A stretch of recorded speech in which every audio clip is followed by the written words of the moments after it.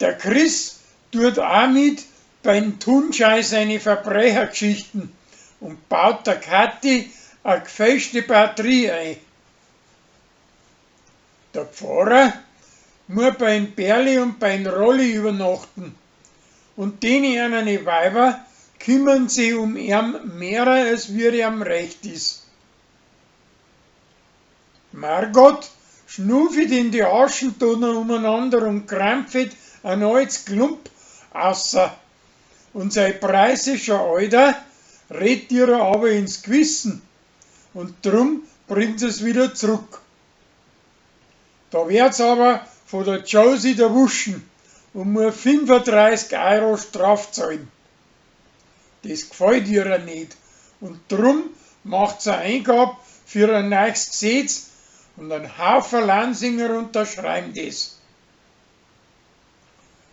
Der Uschi, seine preisische Tochter, schlägt zu viel Gurteln und drum speibt sie an einen Karren voll.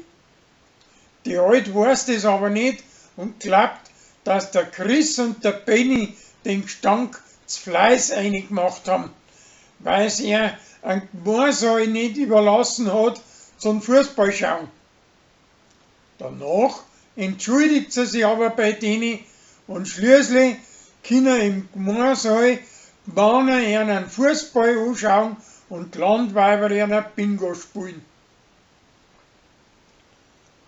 Der Margot, sein preisischer Alter, macht sie zum Deppen und schmiert sie sein Gefries an, als wie eine Katz und hängt das Beutel als Netz rein, weil er einen Tiritari sammeln möchte für die Katzenviecher.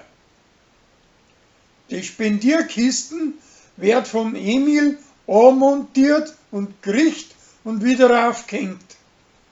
Josie sagt das und meint zuerst, er hätt's dachet und ausgeklärt, aber dabei hat er sogar noch etwas dazu getan. Tina schließt ein Wett an, dass bis zum Advent keine Leihzeiten nicht ist.